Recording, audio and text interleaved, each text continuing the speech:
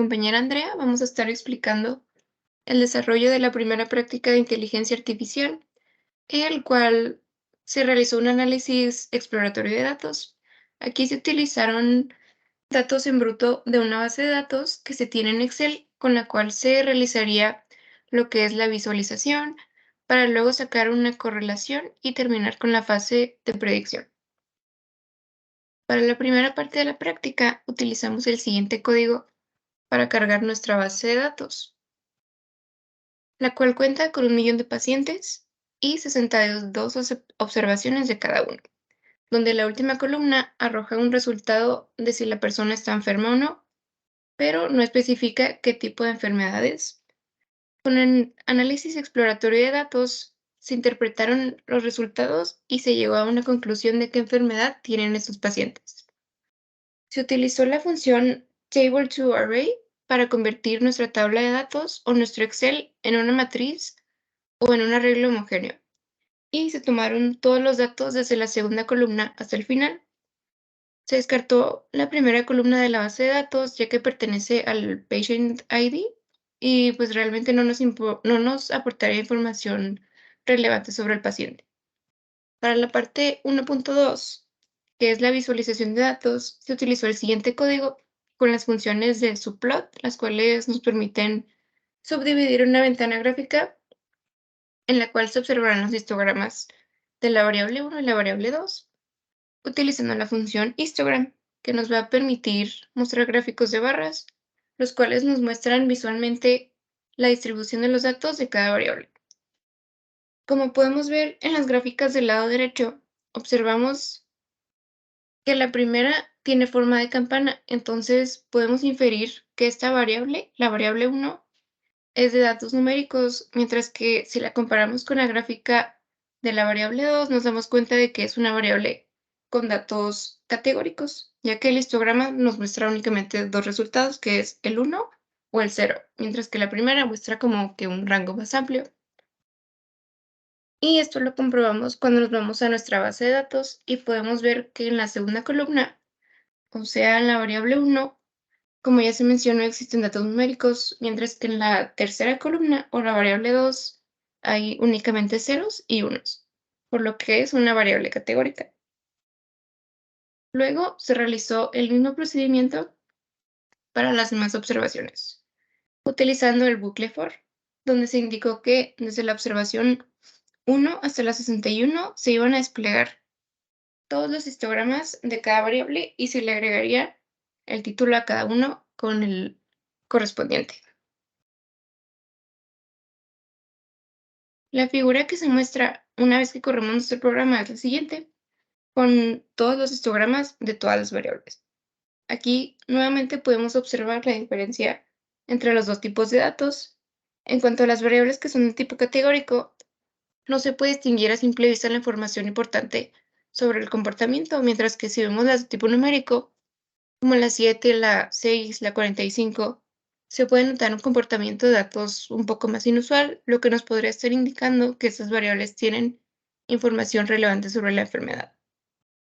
Es por ello que como tercera parte de nuestra práctica se realizaron los gráficos de caja para las variables numéricas utilizando la función boxplot y se descartaron las variables categóricas aplicando una condición de únicamente utilizar boxplot en aquellas variables que no fueran únicamente ceros y unos.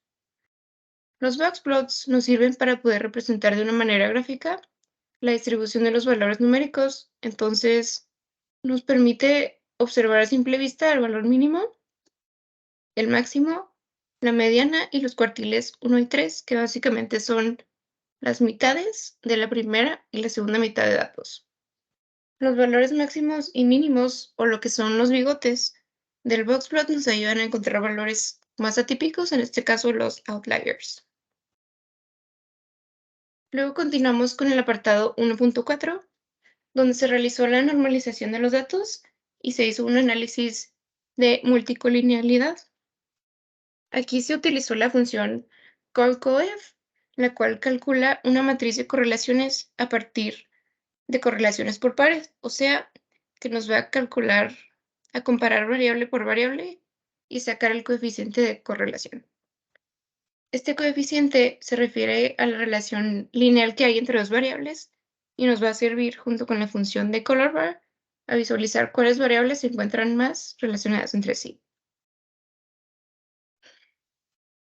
El gráfico resultante es el siguiente, donde se observa que la comparación de variables con más alta correlación presenta un tono amarillo, mientras que en el caso contrario va a presentar un tono azul o más intenso. Y es así que se comparó la última columna de datos y se obtuvieron las siguientes variables, de las que presentan una correlación positiva con la salida, como la 22, la 47 o la 45, que pertenecen a interleucina 6, a la eritrosedimentación y al factor reumatoide, respectivamente.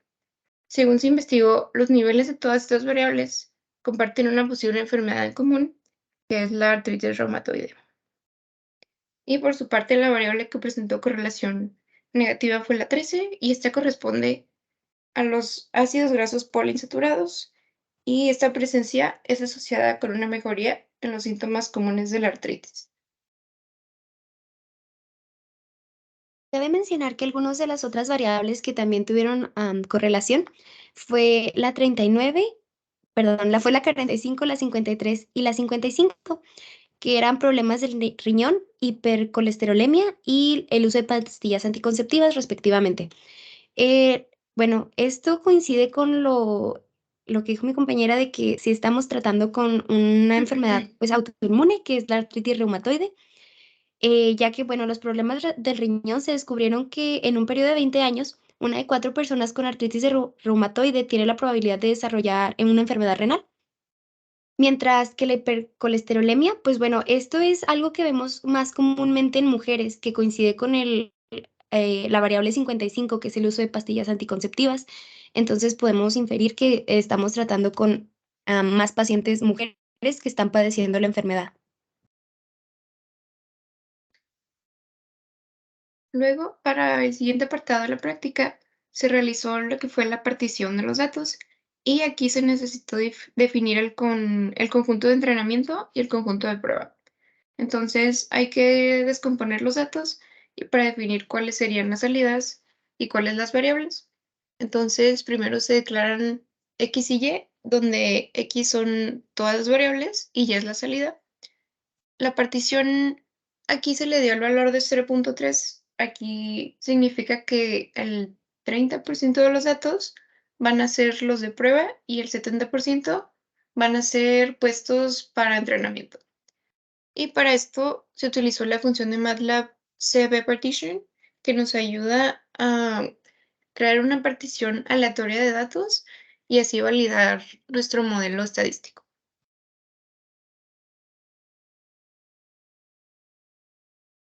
Muy bien, a continuación ya comenzamos con los entrenamientos de los modelos. Lo hicimos de diferentes maneras. La primera fue por medio de regresión lineal, que es una técnica para análisis de datos que predice el valor de los datos desconocidos mediante el uso de otros valores, de datos relacionados y que sí conocemos. Se estudia la relación entre estas dos variables y esto nos va a ayudar para predecir un comportamiento. En caso de que no se pueda aplicar la regresión lineal, se dice que no hay una correlación entre las variables. Después utilizamos la regresión logística, que es un tipo de análisis de regresión que se utiliza para predecir el resultado de una variable que puede adoptar un número limitado de categorías, porque es una variable categórica, en función a las variables independientes o predictorias. Y finalmente utilizamos los árboles de decisión, que es un algoritmo de clasificación, también es de regresión, y que se usa para el modelado predictivo de atributos discretos y continuos. Entonces, a partir de esos datos, utilizamos primeramente para los modelos, utilizamos los datos de entrenamiento. A partir de ahí creamos la variable para predictora, para que tenía los datos de prueba y también el modelo.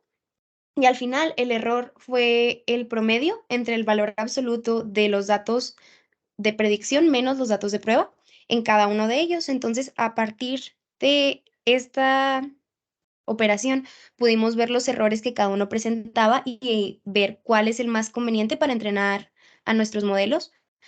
Es el que presente menos error, porque quiere decir que se apega más a la linealidad. En la primera parte del modelo, utilizamos los datos en bruto. Ahí todavía no utilizábamos, no bajábamos los criterios.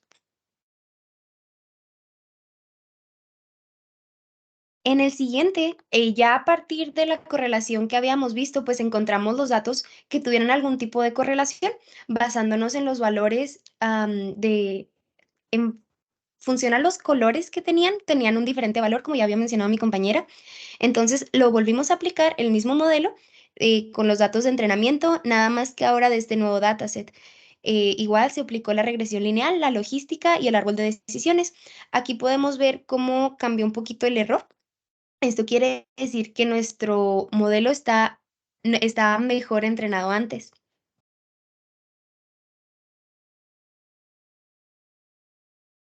Y al final utilizamos el stepwise fit, que este se conoce como el fitting method. La variable, bueno, la función stepwise fit es un método de regresión que examina de manera iterativa la significancia estadística de cada variable independiente en un modelo de regresión lineal. Entonces, a partir de un bucle for, metimos ahí todos los datos y ya al final pues nos entregó un número distinto de error, que fue el menor de los tres. Entonces podemos inferir que este es el mejor método para calcular las regresiones.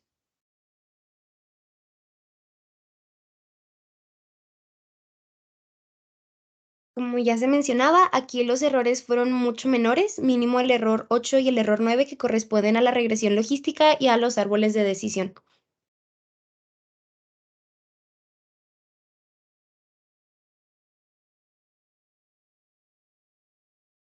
Y pues concluimos que a partir de este tipo de métodos podemos ver qué tipo de datos tenemos. Es muy importante que obtengamos bueno, a partir de los datos, los analicemos para ver qué es lo que estamos buscando y cómo podemos entrenar mejor nuestros modelos para obtener resultados precisos.